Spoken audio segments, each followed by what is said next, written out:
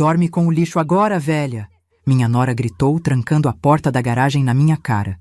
Meu filho apenas baixou a cabeça enquanto ela ria, dizendo que já tinha alugado meu quarto. Eu não chorei.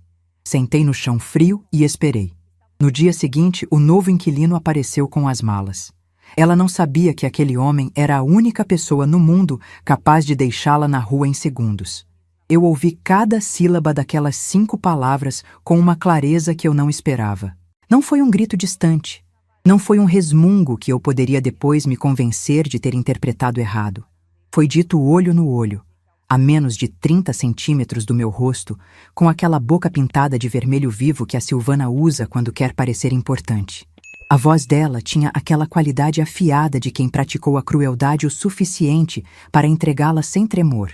E então a porta da garagem bateu na minha frente. Eu estava com o prato na mão. Feijão com arroz que eu tinha cozinhado para os 3.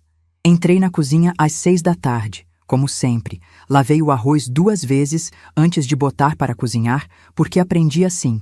Coloquei o feijão que tinha ficado de molho desde a noite anterior, refoguei o alho amassado na banha até ele ficar dourado no ponto exato, aquele cheiro que enche a casa toda e que o Renato cresceu amando. Fiz para os 3, porque eu sou assim. Mesmo com tudo aquilo que eu estava sentindo nos últimos meses, mesmo com a tensão que tinha virado o ar da casa numa coisa pesada como pano molhado, eu ainda acordava todo dia e cozinhava para os 3.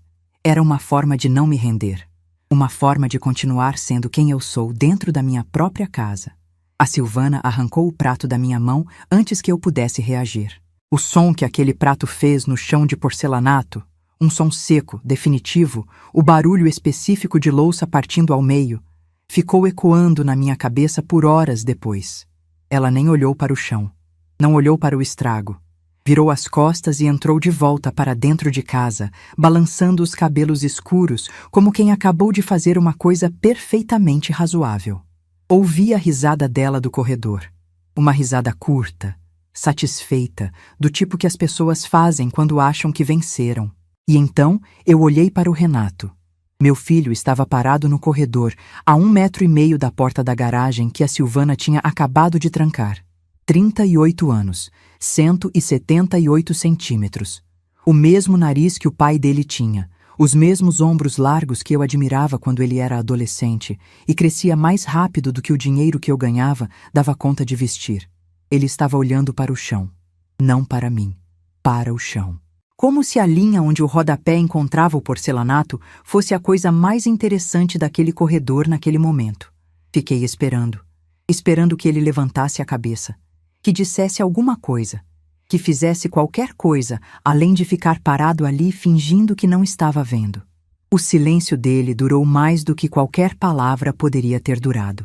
E foi mais devastador do que qualquer palavra também. Não gritei, não chorei, não implorei. Dei as costas para os 2 e entrei na garagem. O chão da garagem é de cimento bruto. Eu nunca tinha prestado atenção nisso antes, porque eu nunca tinha precisado sentar nele.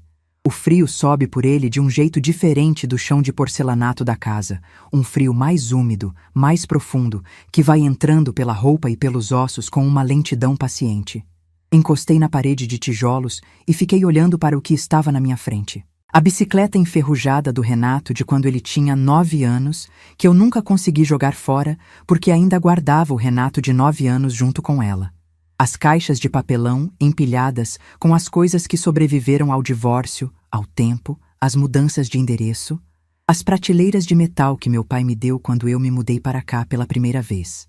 34 anos de vida acumulados naquele espaço de 8 metros quadrados com cheiro de graxa e poeira. E pensei, essa casa é minha, não do Renato, não da Silvana, não de nenhum casal, de nenhuma família que eu devesse reverência. Minha, Neuza Carvalho. Comprei antes de casar, com dinheiro que juntei dando aulas particulares durante 2 anos seguidos, sacrificando os meus finais de semana, enquanto outras mulheres da minha idade saíam, namoravam, se divertiam. Eu ficava corrigindo redações de alunos do pré-vestibular na mesa da cozinha, enquanto o bolo de domingo esfriava do lado. Paguei cada parcela com salário de professora pública, num período em que professor público ganhava o suficiente para sobreviver e não muito mais do que isso. Quando o nome saiu no cartório em 1991, fui só eu, Neuza Carvalho, proprietária, sem nenhum outro nome do lado. E continuou assim quando o marido foi embora, porque a casa nunca foi dele para começar. E continuou assim quando o Renato cresceu. E continuou assim quando a Silvana entrou pela minha porta pela primeira vez, com aquele sorriso que eu devia ter reconhecido naquele dia como o que era. Cada tijolo dessa casa passou pelas minhas mãos, não em sentido figurado, em sentido literal. Em 2003, quando o banheiro precisou de reforma, eu aprendi a fazer o rejunte porque não tinha dinheiro para pagar pedreiro por uma semana inteira. Meu joelho direito guarda até hoje a marca de ter ficado ajoelhada naquele chão de cerâmica por 3 dias seguidos. Em 2009, quando o telhado começou a vazar, eu subi com o pedreiro para apontar cada ponto porque eu sabia cada centímetro daquele teto melhor do que ele. Em 2015, quando a torneira da área de serviço estragou, aprendi a trocar o reparo assistindo a vídeo na internet, porque o encanador pediu R$ 250 e eu achei um absurdo. Tijolo por tijolo, concerto por concerto, cada conta paga em dia, cada IPTU, cada taxa de condomínio da rua, cada pequena coisa que mantém uma casa de pé e que as pessoas só percebem quando alguém para de fazer. A Silvana não construiu nada disso. Ela entrou numa casa pronta, num lar que alguém tinha erguido com décadas de suor, e decidiu que era dela simplesmente porque queria. Preciso contar como chegamos até aquela terça-feira. Porque o prato jogado no chão não foi o começo. Foi o fim de uma escalada que eu vinha observando com aquela mistura de incredulidade e uma dor surda que não sabe bem onde se instalar. A Silvana entrou na minha vida há 4 anos, quando o Renato a trouxe para um almoço de domingo com aquele ar de quem espera a aprovação, mas não está muito preocupado em obtê-la. Ela era bonita, articulada, tinha aquela energia acelerada de quem está sempre indo para algum lugar. Tinha o salão próprio no bairro, o que eu respeitei genuinamente, porque sou mulher que trabalhou a vida toda e reconheço o trabalho quando vejo. Mas havia algo no modo como ela olhava para os cômodos da casa naquele primeiro dia, que não era o olhar de alguém admirando um lar. Era o olhar de alguém fazendo uma avaliação. No começo, foram coisas pequenas que eu me convencia de estar exagerando. O jeito como ela redirecionava as conversas quando eu falava. A forma como ela consultava o Renato sobre decisões que eram da casa antes de me consultar, como se eu fosse uma criança que precisava de representante. Os comentários embrulhados em elogio que machucavam mais do que insulto aberto, porque você não pode responder a um comentário embrulhado em elogio sem parecer que você está sendo mal agradecida. Que cheirosa essa casa, dona Neuza, aquele perfume de casa de vó, né? Dito com um sorriso, dito na frente do Renato. O Renato ria. Eu engolia a seco. 6 meses depois do casamento, os dois vieram morar comigo. A proposta foi apresentada como solução temporária, enquanto eles juntavam dinheiro para um apartamento. Eu concordei porque o Renato era meu filho e porque eu ainda acreditava que a versão pública dele, o menino que beijava minha testa nas reuniões de família e me chamava de heroína, era mais real do que a versão que eu estava começando a ver em privado. Erro meu. Não o primeiro, não o último, mas o que custou mais caro. A versão privada do Renato era um homem que tinha aprendido a se tornar pequeno para evitar conflito. Não o tipo de pequeno que é humildade. O tipo de pequeno que é ausência. Quando a Silvana tomava uma decisão na casa sem me consultar, ele ficava calado. Quando ela fazia algum comentário que me cortava, ele olhava para o lado. Quando eu tentava conversar com ele a sós sobre como as coisas estavam indo, ele desviava com uma habilidade que me fazia perceber o quanto ele tinha treinado esse desvio. Mãe, você está exagerando. Mãe, ela não quis dizer isso. Mãe, você é muito sensível para essas coisas. Sensível. 35 anos ensinando para adolescentes que passavam a metade do tempo tentando me desconcertar com provocações criativas, e eu era sensível. A escalada ganhou velocidade nos últimos 3 meses. A Silvana começou a comentar que a casa estava subutilizada, que o quintal era desperdício de espaço, que o quarto de hóspedes ficava vazio à toa. O perfume dela, uma coisa doce e pesada que ficava impregnada nas paredes por horas depois que ela passava, havia tomado conta dos corredores de um jeito que, às vezes, eu acordava no meio da noite com aquele cheiro e precisava abrir a janela. Ela tinha colocado os produtos do salão dela nas prateleiras da área de serviço sem pedir. Tinha mudado a organização da despensa porque fazia mais sentido assim. Tinha trocado as toalhas do banheiro por umas novas que ela disse que eram mais bonitas. E as antigas, que eram minhas, tinham simplesmente desaparecido. Cada uma dessas coisas, tomada sozinha, parecia pequena demais para confrontar. Juntas, eram um mapa. E eu estava lendo esse mapa com uma clareza crescente que era assustadora e confirmadora ao mesmo tempo. 2 semanas antes da terça-feira da garagem, eu a escutei no telefone. Não estava tentando escutar. Estava passando pelo corredor com uma cesta de roupa quando ouvi meu nome. Parei. A voz dela, baixa, mas não baixa o suficiente, dizia para quem estava do outro lado da linha: "A escritura está no nome dela, mas a gente pode regularizar isso. Tem jeito de fazer a transferência sem ela saber, pelo menos até ter sido feita. Depois é ela que vai precisar pedir na justiça." Fiquei parada no corredor por um tempo que eu não sei medir. Depois continuei andando com a cesta de roupa como se nada tivesse acontecido, porque eu aprendi com 35 anos de sala de aula que existe uma hora certa para fazer cada movimento. E aquela não era a hora. A hora chegou naquela terça-feira. Só que não da forma que a Silvana planejou. O que a Silvana não entendeu, o que ela nunca entendeu em nenhum momento daquele processo todo, é que eu sou professora de história. Não como título, como forma de pensar. Quando você passa décadas ensinando sobre como os impérios caem, sobre como os poderosos se enganam sobre a permanência do próprio poder, sobre como a arrogância tem uma tendência fatal de tornar as pessoas cegas para as ameaças que constroem com as próprias mãos, você incorpora isso. Vira estrutura de pensamento. Você não consegue mais olhar para uma situação de poder sem ver o ponto de ruptura. Naquela noite, sentada no chão da garagem, depois que o barulho da casa lá dentro foi morrendo e as luzes foram apagando uma por uma, eu abri aquele espaço na minha cabeça onde guardo a clareza e deixei as peças se organizarem. A Silvana tinha 2 erros fatais. O primeiro, ela agiu rápido demais, confiante demais na minha incapacidade de reagir, sem verificar o que eu tinha em mãos ou quem eu poderia acionar. O segundo, e esse era o mais grave, ela não sabia quem eu era de verdade. Ela via uma mulher de 68 anos, aposentada, artesã de feira, que morava na casa do filho. Ela não via o que estava embaixo disso.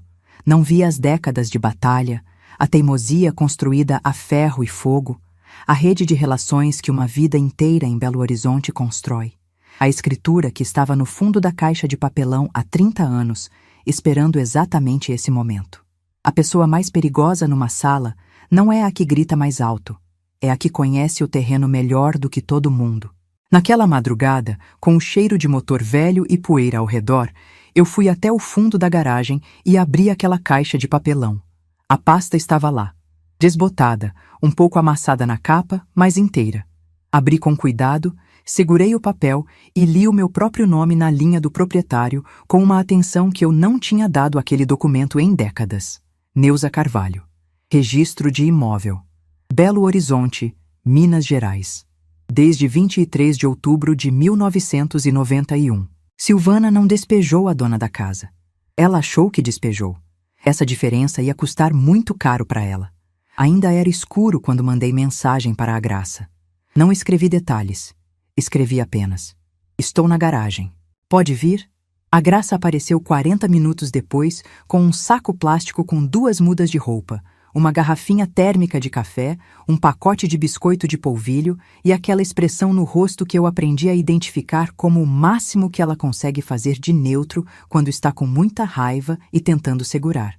Ela chegou, viu o colchonete no chão, viu a tranca na porta de dentro, viu o prato partido ainda no canto onde a Silvana tinha jogado, e ficou parada por um segundo com a mão na boca. Depois respirou fundo e sentou no chão do meu lado. Contei tudo. Do telefone ouvido no corredor ao prato jogado, da chave feita sem me avisar ao quarto alugado no Facebook. Graça ouviu com aquela postura de auxiliar de enfermagem que aprende a ouvir coisas difíceis sem deixar o próprio horror vazar, porque o horror da paciente é mais importante do que o seu. Quando terminei, Ela quis ir até a porta e dizer algumas verdades para a Silvana, com o vocabulário que ela reserva para situações que merecem. Eu pedi que não fosse. Graça, ela quer que eu reaja com raiva. Ela quer um motivo para chamar a polícia e dizer que sou louca, que sou agressiva, que represento risco. Não vou dar essa munição para ela. A Graça me olhou por um longo tempo com aqueles olhos iguais aos da minha mãe, que às vezes me desarmam. Depois assentiu. Então, o que você vai fazer? Eu sorri pela primeira vez em muitas horas. Vou esperar o inquilino chegar. A Graça franziu o senho. Que inquilino? Expliquei a postagem no grupo de Facebook. O quarto alugado por um preço razoável. O fato de que eu tinha visto o anúncio 2 dias antes, sem entender completamente o que a Silvana planejava e agora entendia com total clareza. A Graça ficou quieta enquanto eu falava. Ficou quieta demais, percebi depois. Ela estava segurando uma informação. Segurando porque conhece minha teimosia e sabia que se me dissesse antes de eu ter chegado sozinha à decisão de esperar, eu poderia recuar. Mas ela já sabia quem tinha comentado no anúncio expressando interesse. Ela tinha reconhecido o nome. E ela tinha mandado uma mensagem discreta para aquele homem, avisando apenas que a proprietária do imóvel era minha conhecida e que a situação era mais complicada do que o anúncio deixava parecer. Ficou quieta até eu terminar de falar. Só então sorriu de lado, aquele sorriso mínimo que a Graça faz quando sabe de algo que você ainda vai descobrir. O homem chegou no dia seguinte às 10 da manhã com 2 malas médias e uma expressão tranquila de quem não tem pressa de chegar a lugar nenhum porque já chegou onde queria. Ouvi a campainha da rua da garagem, porque a porta principal estava trancada para mim com a chave que a Silvana tinha mandado fazer. Levantei, fui até a grade, abri o trinco e vi o rosto dele do outro lado. Precisei piscar 2 vezes. Orlando Figueiredo. 15 anos mais velho do que a última vez que eu o tinha visto. Cabelos completamente brancos onde antes eram grisalhos. Uma barba curta que ele não usava nos anos 90. Mas eram os mesmos olhos castanhos. O mesmo jeito de inclinar levemente a cabeça quando reconhecia alguém. Aquela postura ereta de engenheiro que nunca aprende a se dobrar sobre os próprios ombros. Ele me viu ao mesmo tempo em que eu o vi. Ficou parado na calçada por 1 segundo inteiro, aquela pausa de quem recalibrar o que encontrou. Depois sorriu. Aquele sorriso largo, sem cerimônia, que eu lembrava das reuniões do prédio onde a gente tinha morado no mesmo andar nos anos 90, antes dele se mudar para o interior com a esposa. Neuza Carvalho. Que vida, hein? Abri a grade com a chave reserva que eu guardava escondida atrás da prateleira da garagem, escondida há tanto tempo que eu quase tinha esquecido onde estava, e Orlando entrou com as malas. Orlando, o que você está fazendo aqui? Ele levantou as malas levemente, num gesto de quem apresenta a evidência. Vim morar no quarto que aluguei pela internet. Minha filha mora aqui no Santa Efigênia. Estou passando uma temporada em Belo Horizonte. Precisava de um lugar no bairro. Olhei para ele. Ele olhou para mim, para a garagem, para o colchonete no chão, para o prato partido no canto, para a tranca na porta de dentro. Os olhos dele fizeram o percurso devagar, com a atenção metódica de engenheiro que analisa uma estrutura antes de emitir qualquer parecer. Depois me olhou de volta. Neuza, você está morando na garagem da sua própria casa? Respirei fundo. O ar cheirava a graxa, a poeira velha, a frio de cimento. Orlando, isso é uma história muito longa. Então senta, ele disse, colocando as malas no chão. Tenho tempo. Antes de continuar a história, preciso te perguntar uma coisa. Se você tivesse passado a noite no chão da sua própria garagem, trancada pelo seu filho e pela nora, o que você teria feito de manhã? Teria batido na porta? Teria ido embora? Me conta nos comentários enquanto eu te conto o que aconteceu comigo. Sentamos ali mesmo, no chão da garagem. Ele numa caixa de papelão resistente que eu tinha virado como banco improvisado. Eu no colchonete que tinha virado minha cama naquelas últimas noites. A Graça ficou parada perto da grade, de braços cruzados, observando com aquele silêncio estratégico dela de quem achou que a história ia se resolver sozinha e está gostando de ver confirmar a previsão. Contei tudo para o Orlando.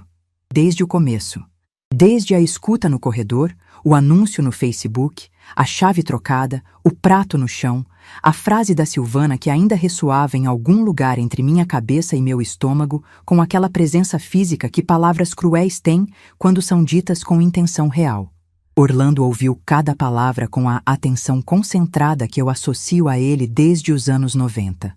Nunca foi o tipo de pessoa que ouve pela metade enquanto prepara o que vai dizer. Ele ouve completo. Quando terminei, ficou em silêncio por alguns segundos, olhando para o chão de cimento entre os dois. Depois, falou com aquela cautela medida de quem escolhe as palavras como quem escolhe ferramentas. Neuza, quando eu assinei o contrato com essa mulher, o anúncio não mencionava proprietária nenhuma. Estava descrito como quarto disponível em casa de família, com banheiro compartilhado, área de serviço incluída. Achei que ela tinha autorização de quem precisava ter. Agora entendo que não. Fez uma pausa, e que fui enganado também. Havia uma firmeza particular na voz dele ao dizer aquilo. Não era raiva performática, não era indignação de conveniência. Era a serenidade específica de quem decidiu uma coisa e não tem mais volta possível.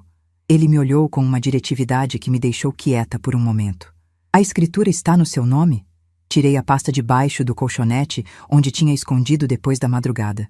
Entreguei para ele. Orlando abriu com os 2 dedões, com aquele cuidado preciso de quem manuseia documentos há décadas, e começou a analisar página por página. Virou cada folha com atenção. Verificou o registro. Verificou a data. Verificou o número de matrícula. Ficou 2 minutos em silêncio completo fazendo aquela leitura. Quando levantou os olhos, havia uma clareza neles que me fez sentar mais ereta. Neuza, você sabe o que isso representa juridicamente no detalhe? Eu sabia em partes. Sabia que era minha. Sabia que a escritura tinha peso legal. Mas Orlando tinha décadas de experiência como engenheiro civil em laudos periciais para disputas imobiliárias em Minas Gerais. Ele sabia as camadas que eu não sabia. Significa que a Silvana não tem absolutamente nenhum direito sobre esse imóvel. Nem o direito de alugar um cômodo, porque locação de parte de um imóvel exige autorização expressa da proprietária registrada. O contrato que ela me fez assinar é juridicamente nulo. E ela coletou aluguel de mim de forma ilegítima. Fiz uma pausa de processamento. Ilegítima. Ele confirmou. Tem mais. Se ela te impediu de circular livremente pelo imóvel do qual você é proprietária registrada, isso configura esbulho possessório. Você tem direito à reintegração de posse por via liminar. Um juiz pode deferir em 24 horas. Antes de mais nada, Orlando pegou o celular do bolso. Fotografou tudo com uma sistematicidade que me disse que ele já tinha trabalhado com documentação de prova antes. O colchonete no chão, a tranca na porta interna, o prato partido no canto, a pasta com a escritura aberta com meu nome visível. Fotografou a garagem inteira. Documentação. Disse apenas, sem cerimônia, como quem diz óbvio. Fiquei olhando para aquele homem que a graça e alguma coisa maior do que coincidência tinham mandado para a minha garagem naquele momento exato e disse: Orlando, você tem o contato de um bom advogado de direito imobiliário em Belo Horizonte? Tenho mais do que isso, ele disse. Mas antes de contar sobre o Dr. Henrique e o que veio depois, preciso ser honesta sobre o que estava acontecendo comigo por baixo daquela calma que eu apresentava. Porque a calma era real, mas não era tudo. E seria desonesto da minha parte fingir que era. Nos 2 dias anteriores à chegada do Orlando, enquanto eu dormia naquele chão duro com o colchonete fino que a Graça tinha trazido, havia um processo silencioso acontecendo dentro de mim que não era estratégia. Era dor. Uma dor que não tem nome muito preciso, porque não é o tipo que você consegue apontar num corpo. É a dor de descobrir que aquilo que você pensava que era família não era o que você pensava que era família. Não a Silvana. Eu nunca tive ilusão sobre a Silvana. A dor era o Renato. Eu o carreguei no corpo por 9 meses. Que clichê enorme isso parece quando eu escrevo assim, mas é a verdade mais física que existe. Esse homem que ficou olhando para o chão enquanto a esposa jogava meu jantar no porcelanato passou 9 meses dentro do meu corpo. Nasceu às 3 da madrugada de uma quarta-feira de junho, com aquele choro específico de recém-nascido que é a coisa mais aguda e mais bonita que existe no mundo. Aprendi seus padrões de sono, seus medos, o que o fazia rir, o que o fazia chorar, antes que ele soubesse que existia. Fui sua professora de andar, sua professora de ler, sua professora de calcular troco, sua professora de entender por que a história importa. Criei sozinha, com salário de professora pública, aulas particulares nos finais de semana, muito orgulho e zero espaço para fraqueza, porque quando você é o único adulto responsável por uma criança, a fraqueza tem que esperar. E ele ficou olhando para o chão. Não dá para explicar exatamente onde isso dói. Dói em algum lugar que fica entre o peito e a memória. Dói como dilatação, não como corte. Uma expansão dolorosa onde você entende que o mundo não é como você achava que era. E que a pessoa em quem você mais confiava para confirmar esse mundo era a primeira a desfazê-lo. A segunda noite foi pior que a primeira em termos de silêncio interno. A adrenalina da chegada do Orlando, da conversa com o doutor, Henrique, que viria no dia seguinte, ia me manter em movimento. Mas naquela segunda madrugada, depois que a Graça foi embora e o Orlando tinha subido para o quarto, eu fiquei sozinha na garagem com o barulho da rua lá fora e o silêncio da casa aqui dentro, e deixei que a dor se instalasse completamente por um momento. Porque às vezes você precisa disso. Precisa não fugir dela por alguns minutos, sentar com ela no chão de cimento frio e deixar ela dizer o que precisa dizer antes de você poder ir embora. O que ela disse era simples. Você investiu em amor e recebeu de volta indiferença. Isso é uma das coisas mais solitárias que existe no mundo. Fiquei com isso por aquela noite. Só por aquela noite.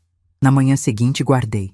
O ponto de virada veio numa tarde de chuva, 3 dias depois de tudo começar, quando a Graça apareceu com a filha dela, minha sobrinha Brenda, de 26 anos, que trabalha numa agência de comunicação e tinha vindo me ajudar com uma coisa específica sem que eu pedisse.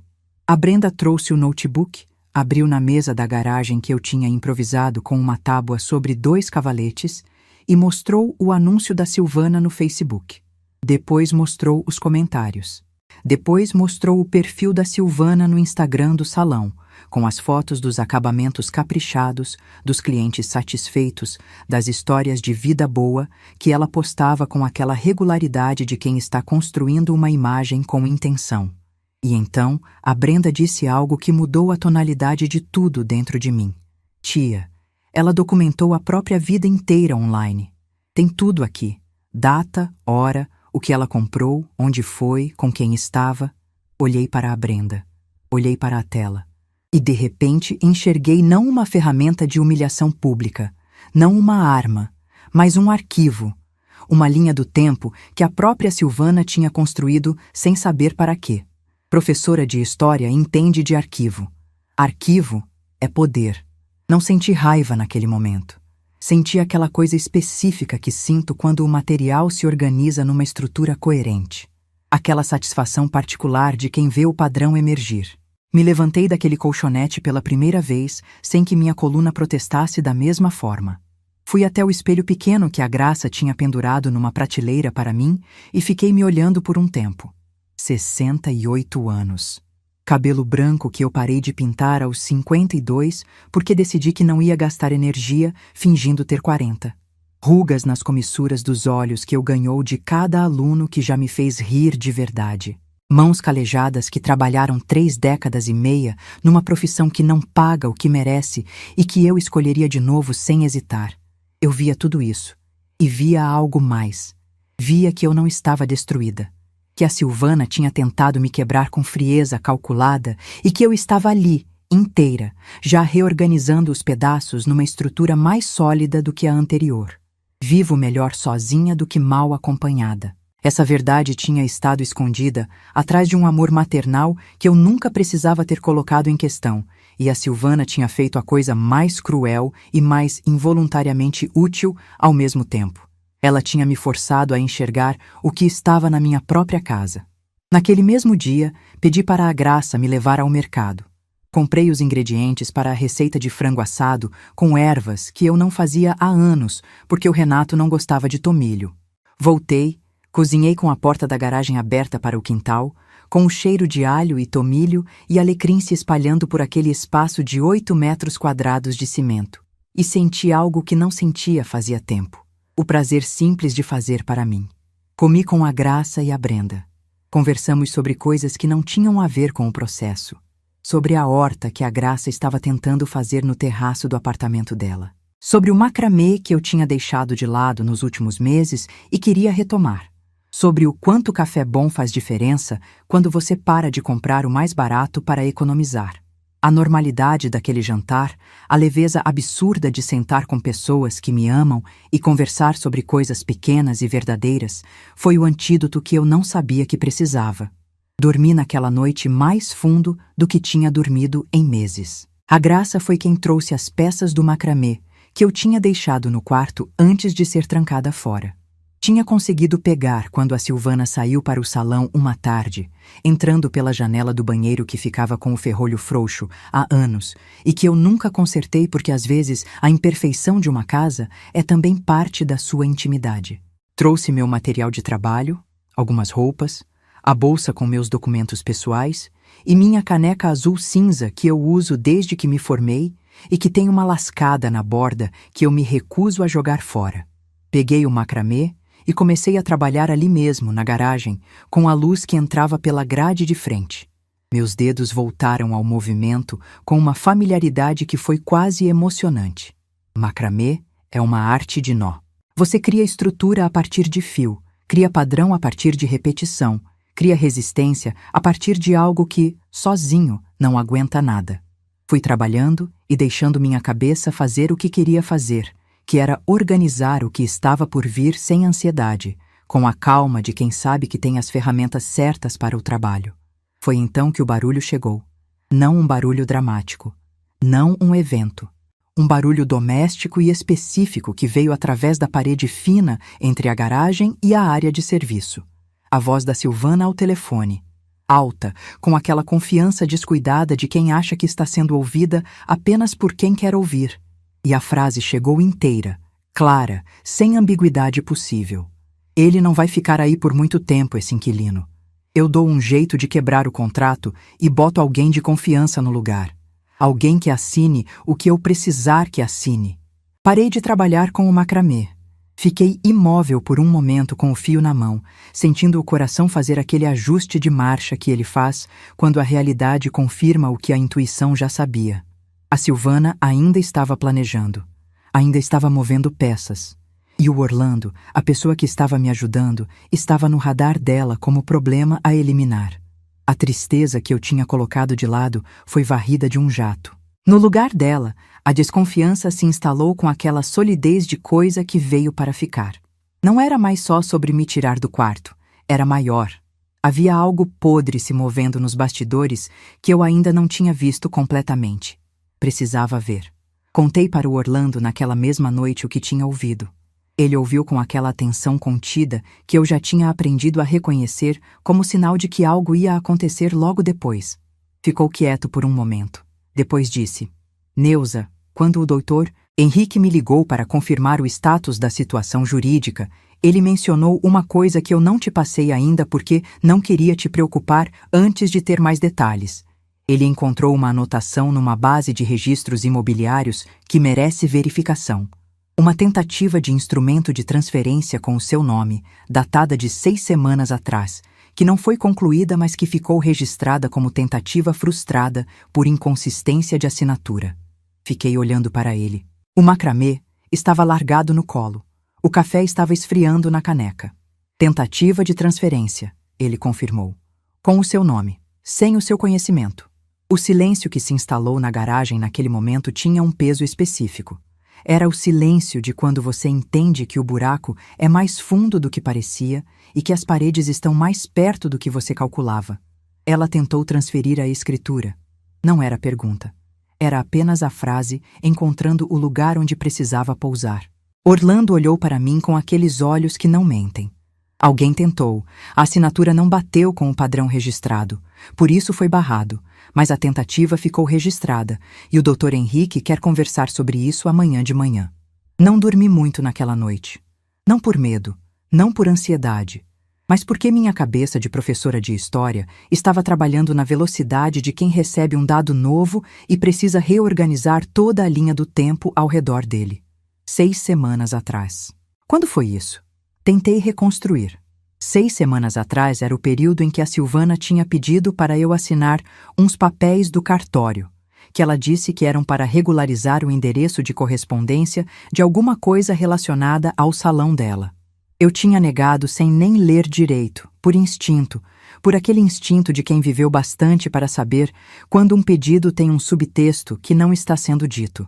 Ela tinha ficado brava, tinha dito que eu era difícil e tinha ido embora dando portada. Eu tinha esquecido o episódio em 2 dias. Não tinha esquecido. Tinha arquivado sem processar. Na manhã seguinte, o Dr. Henrique Bastos apareceu pessoalmente na garagem. Eu nunca tinha esperado que ele viesse até mim. Advogados recebem clientes no escritório. Mas ele chegou às 9 da manhã com uma pasta preta, um café que ele tinha comprado numa padaria do bairro e aquele sorriso tímido que eu de repente reconheci como o do menino de óculos que se sentava na segunda carteira em 1987 e fazia as perguntas mais inteligentes da turma. Ele tinha 55 anos agora.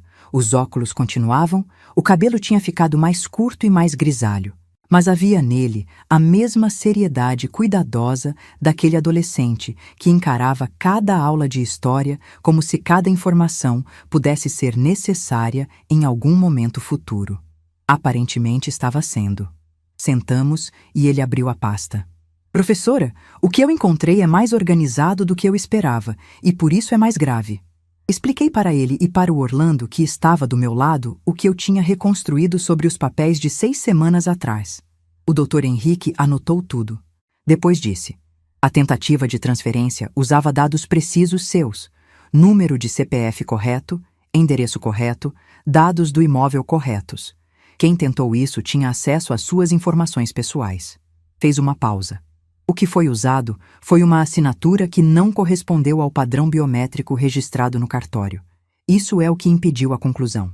Mas a tentativa foi feita por procuração com documento de identidade supostamente seu, o que significa que existe um documento com sua foto e seus dados circulando que não foi emitido por você ou não está sendo usado por você. Fiquei quieta com isso por um momento. Orlando estava com a expressão de quem está calculando variáveis.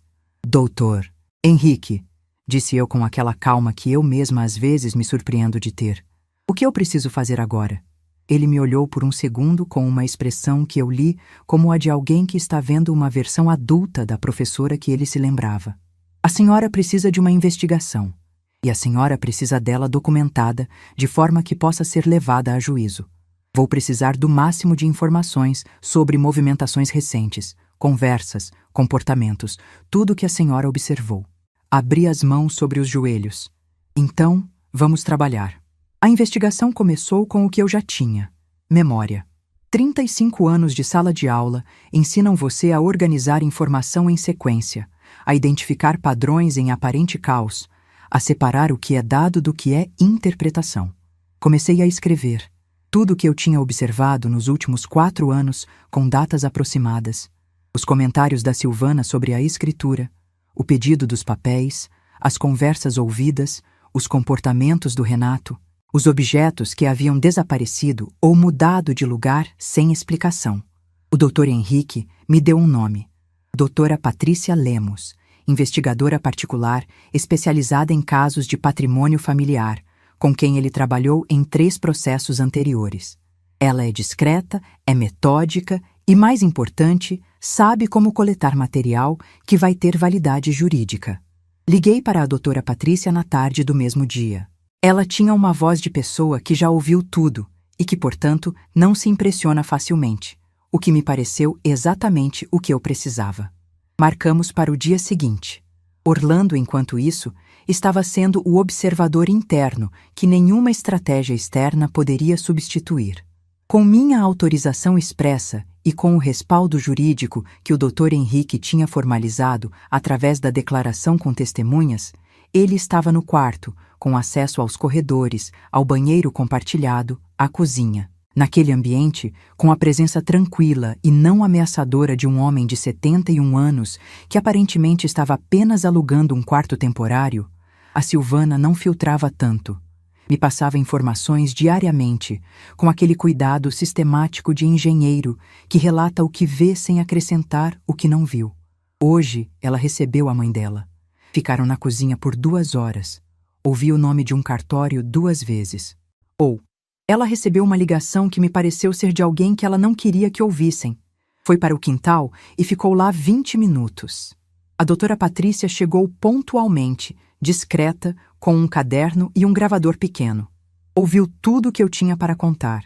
Analisou as fotografias que o Orlando tinha tirado na primeira manhã, leu o registro da tentativa de transferência que o doutor Henrique tinha trazido e foi direto ao ponto.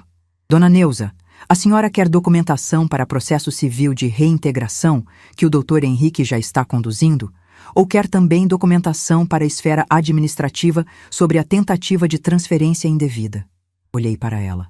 Quero tudo que possa ser usado para garantir que isso nunca aconteça de novo. Não só comigo, com ninguém. A doutora Patrícia assentiu com um movimento de quem registrou a instrução. O que ela encontrou ao longo dos dias seguintes foi sendo montado na minha frente como um quebra-cabeça cujas peças eu tinha visto separadas, mas nunca tinha conseguido organizar juntas. A Silvana tinha consultado 2 cartórios diferentes nos últimos 8 meses sobre procedimentos de transferência de imóvel. Tinha feito isso de forma fragmentada, nunca no mesmo cartório 2 vezes, claramente tentando evitar que qualquer serventuário conectasse as perguntas. A doutora Patrícia obteve confirmação disso através de 2 antigos colegas seus que ainda trabalhavam nos setores administrativos de cartórios do centro da cidade. Não era ilegal perguntar, mas o padrão de consultas revelava a intenção com clareza. Havia também a questão do salão. O salão da Silvana estava registrado com o endereço da minha casa como sede administrativa. Isso foi feito sem minha autorização. Era algo tecnicamente pequeno, mas era mais um dado no mosaico. Ela havia começado a usar meu imóvel como base legal para negócios dela sem nunca mencionar, pedir permissão ou formalizar qualquer acordo. O doutor Henrique ficou muito quieto quando a doutora Patrícia apresentou esse dado. Isso tem implicações fiscais que ela provavelmente não pensou até o fim, disse ele. Eu perguntei o que ele queria dizer. Que se houver qualquer fiscalização do salão, o imóvel pode ser arrastado como endereço de atividade econômica. A senhora, como proprietária, poderia ser afetada por dívidas que não são suas. Ouvi isso com aquela sensação de estômago que você tem quando descobre que o perigo estava maior do que você imaginava. O Orlando, no papel de observador interno, confirmou por conversas ouvidas que a mãe da Silvana havia sido trazida com a intenção explícita de ter mais uma testemunha de ocupação. Era uma estratégia de fato consumado. Quanto mais pessoas pudessem afirmar que moravam no imóvel, mais complicada ficaria qualquer ação de reintegração. Era amadora, era impulsiva, mas era calculada dentro das limitações de quem não consultou um especialista antes de agir. A doutora Patrícia ainda obteve um dado final que colocou tudo num contexto diferente. A Silvana tinha feito contato, 2 meses antes, com um corretor de imóveis de outro bairro pedindo avaliação de uma propriedade que ela descreveu como herança familiar em processo de regularização. O corretor, que conhecia a doutora Patrícia de outra situação, guardou a ficha. O imóvel descrito correspondia ao endereço da minha casa. Ela estava tentando vender minha casa. Ou pelo menos estava se preparando para tentar. Quando a doutora Patrícia me apresentou esse dado, fiquei olhando para o papel por um longo tempo. O café que o Orlando tinha feito estava esfriando na minha mão. Havia uma clareza total naquele momento que é diferente da raiva e diferente da tristeza. É a clareza de quem vê a imagem completa pela primeira vez e entende que agora não tem mais por onde fugir da decisão que precisa ser tomada. Tinha tudo. Tinha documentação fotográfica do esbulho. Tinha o registro da tentativa de transferência frustrada. Tinha as consultas em cartório. Tinha o registro irregular do salão no endereço do imóvel. Tinha a avaliação solicitada ao corretor. Tinha o contrato nulo de locação e a comprovação dos valores recebidos ilegalmente. Tinha a declaração testemunhada que regularizava a presença do Orlando. E tinha, acima de tudo, a escritura original com meu nome, que nunca saiu do meu nome um dia sequer. O doutor Henrique, quando montou o dossiê completo, ficou em silêncio por um tempo, olhando para o material sobre a mesa. Depois disse: Professora, a senhora tem aqui documentação suficiente para múltiplas ações. Reintegração de posse liminar, que já está deferida. Notificação extrajudicial por danos. Impugnação do registro irregular. E possível comunicação ao órgão de fiscalização tributária sobre o uso indevido do endereço. Olhei para ele. Depois olhei para o Orlando. Depois olhei para a pasta sobre a mesa com tudo dentro. Então vamos fazer uma reunião, eu disse. Quero eles aqui. Quero olhar para eles e dizer cada palavra pessoalmente. O Dr. Henrique assentiu. Quando? Pensei por um momento. Sábado à tarde. Às 4 da tarde. Orlando disse. Eu preparo o café. Eu disse. Não vai precisar de café. Vai precisar de silêncio e de uma mesa boa. A convocação foi enviada pelo Dr. Henrique, em nome formal do escritório, o que impedia a Silvana de ignorar sem consequências. Dizia que havia questões de interesse mútuo relacionadas ao imóvel que precisavam ser tratadas presencialmente, com a presença dos dois, e que a não comparência resultaria em prosseguimento imediato de todas as ações sem oportunidade de manifestação. 4 linhas, sem explicação adicional, assinada com o timbre do escritório e o número da OAB.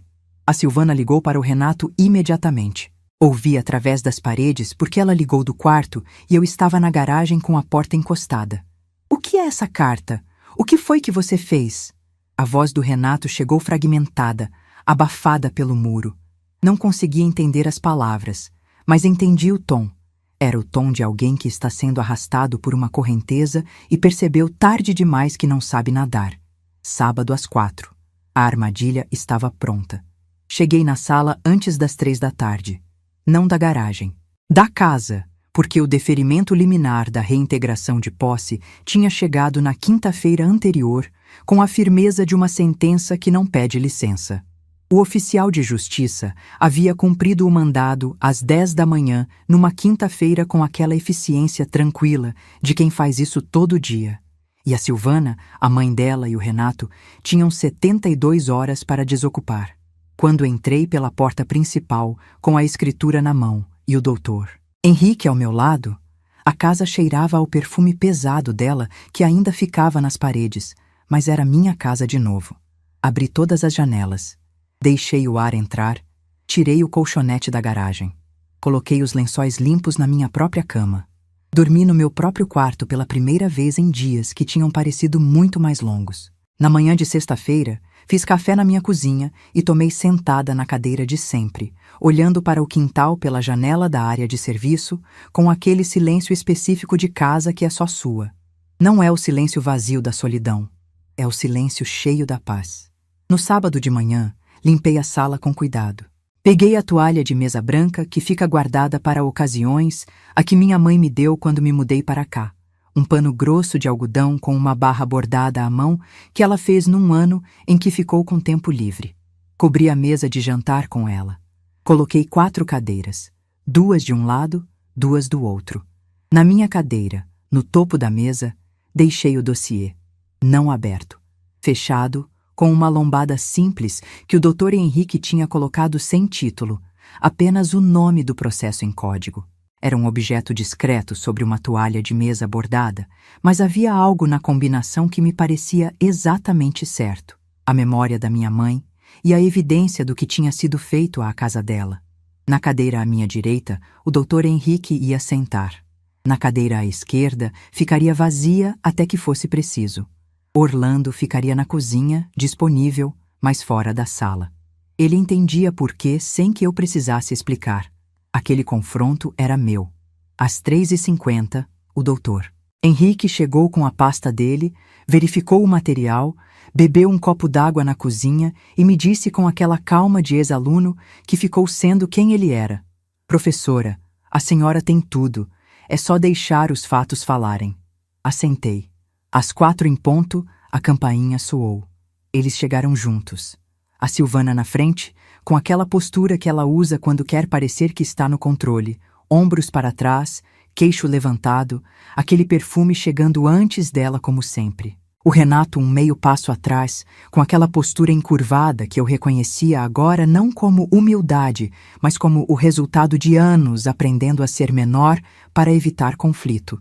Ela estava com uma bolsa nova que eu não tinha visto, uma coisa grande de couro marrom que ela colocou na beira da cadeira como quem planta uma bandeira.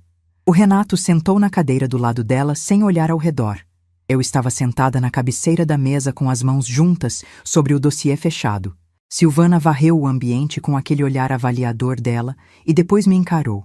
Havia no rosto dela uma tentativa de confiança que eu reconheci como fachada. Os olhos estavam mais duros do que o sorriso casual que ela tentou montar. Dona Neuza, que formalidade, né? Disse isso como se eu é que tivesse feito algo excessivo ao receber minha própria família na sala da minha própria casa, sentada numa cadeira. Não respondi. Olhei para ela. O silêncio que se instalou era diferente dos silêncios que eu tinha me acostumado naquela casa. Era um silêncio que vinha de mim, que eu controlava, que eu deixava existir com intenção. O Dr. Henrique, ao meu lado, disse com aquela calma específica de advogado que não precisa de drama porque os documentos já têm drama suficiente. Obrigado pela presença de vocês. Hoje a proprietária do imóvel, Dona Neuza Carvalho, precisa tratar de algumas questões formais que dizem respeito ao patrimônio e a acontecimentos recentes. Vamos seguir de forma direta. A Silvana franziu o senho. Que questões? Que patrimônio? Esse imóvel é onde a gente mora como família. Fiz uma pausa antes de falar. Fiz questão de tomar o tempo que eu queria tomar. Morava, eu disse. Apenas isso. Uma palavra. O presente do indicativo ajustado para o passado. Ela abriu a boca. Eu abri o dossiê antes que ela pudesse falar. Coloquei a primeira folha na mesa. Era a reprodução do registro da tentativa de transferência, com data, número de protocolo, descrição do instrumento apresentado e a nota de rejeição por inconsistência de assinatura biométrica. Empurrei para o lado dela com 2 dedos. Você tentou transferir a escritura do meu imóvel para outro nome 6 semanas atrás, usando uma cópia dos meus documentos e uma assinatura que não correspondeu ao padrão registrado em cartório. Silvana olhou para o papel. Olhou para mim. Havia algo mudando no rosto dela, que eu observei com aquela atenção de quem já ensinou muito e aprendeu que a expressão de alguém quando é pego diz mais do que qualquer confissão verbal. Isso é mentira. Eu nunca... Coloquei a segunda folha. O registro das 2 consultas em cartórios diferentes. Você consultou 2 cartórios diferentes em 8 meses sobre procedimentos de transferência de imóvel, em dias separados, em bairros diferentes. Terceira folha. Você registrou o endereço do meu imóvel como sede administrativa do seu salão sem autorização minha. Isso me expõe a responsabilidades fiscais que não são minhas. Quarta folha. Você solicitou avaliação do imóvel a um corretor, descrevendo-o como herança familiar em processo de regularização. Esse corretor manteve a ficha. Quinta folha. Você alugou ilegitimamente um cômodo do imóvel, coletou o valor de 1 mês de aluguel sem nenhuma autorização da proprietária, e esse valor, com correção, está descrito aqui. Cada folha que eu colocava na mesa ficava sobre a anterior. Uma pilha crescendo. A Silvana estava olhando para aquela pilha com uma expressão que começou como arrogância, passou por surpresa e estava chegando num lugar que ela claramente não tinha previsto alcançar naquela sala. O Renato, durante todo o tempo, não tinha dito uma palavra. Estava olhando para a mesa, para a toalha bordada da minha mãe, para os documentos, para qualquer lugar que não fosse meu rosto. Coloquei a mão espalmada sobre a pilha de documentos e olhei para a Silvana diretamente. Silvana, você passou 4 anos dentro da minha casa planejando me tirar dela. Você me tratou como obstáculo, como coisa velha que ocupa espaço, como alguém que não ia reagir porque você achou que eu era velha demais para reagir. Você fez isso dentro de casa, que eu comprei antes de você existir na minha vida, com dinheiro que eu ganhei em trabalho que você nunca viu porque aconteceu antes de você aparecer, tijolo por tijolo, conta por conta, sozinha. A voz saiu firme, sem tremer, sem gritar, firme. E você errou em cada cálculo que fez sobre mim. O doutor Henrique retomou com aquela precisão jurídica que é a linguagem que esse momento exigia. As consequências imediatas são as seguintes: reintegração de posse deferida em caráter liminar, com cumprimento já iniciado. Comunicação ao órgão de fiscalização tributária sobre o uso irregular do endereço como sede empresarial, com notificação para regularização imediata. Ação de ressarcimento pelo aluguel coletado ilegitimamente, no valor de R$ 2.800 com correção. Comunicação formal ao cartório sobre a tentativa de transferência com documento ilegítimo para registro e providências cabíveis. Olhou para a Silvana. A senhora tem o prazo que já foi notificado para desocupar o imóvel. O prazo se esgota amanhã às 16 horas. A Silvana ficou olhando para o Dr. Henrique por um momento. Depois olhou para mim. E então fez o que eu esperava que ela fizesse, porque é o que pessoas assim fazem quando a arrogância não tem mais onde ir. Tentou virar o jogo pela emoção. Os olhos encheram de lágrimas com uma velocidade que só é possível em quem praticou. A voz mudou de textura. Ficou mais suave, mais frágil. Aquele registro específico de quem aprendeu que vulnerabilidade aparente pode ser uma ferramenta. Dona Neuza, eu sei que eu errei. Eu serei honesta. Eu exagerei. Mas a gente é família. Você é a avó do filho que eu ainda vou ter. A gente pode resolver isso conversando, sem documento, sem advogado, como família mesmo. Olhei para ela, para aquelas lágrimas, para aquela boca que havia dito: dorme com o lixo agora, velha, com uma satisfação tão genuína que nenhuma lágrima de sábado à tarde poderia apagar. Silvana, eu disse com aquela calma que ela nunca foi capaz de me tirar. Não somos família. Você esteve na minha casa como hóspede que não sabia que era hóspede. Isso acabou.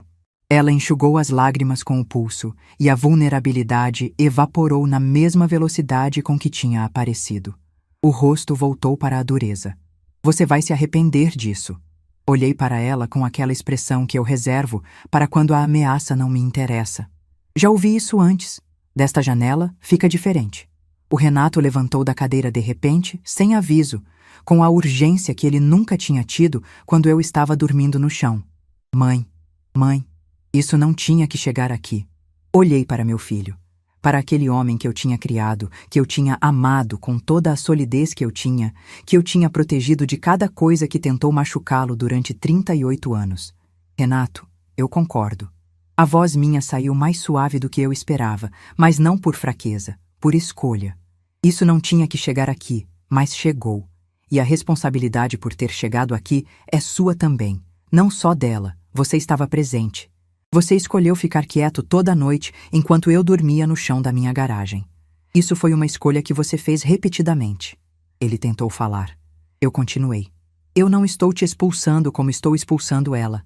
Mas você precisa entender que o que foi feito aqui não tem conserto rápido. Se você quiser reconstruir alguma coisa comigo, vai depender de você, só de você, e vai levar tempo.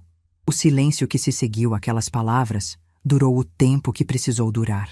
A Silvana pegou a bolsa da cadeira, se levantou, me encarou uma última vez com aquela raiva que ela nunca soube onde guardar e foi para o corredor. Ouvi os passos dela pelo corredor, o som do quarto sendo aberto, o arrastar de malas que ela começou a fazer ali mesmo, sem esperar amanhã.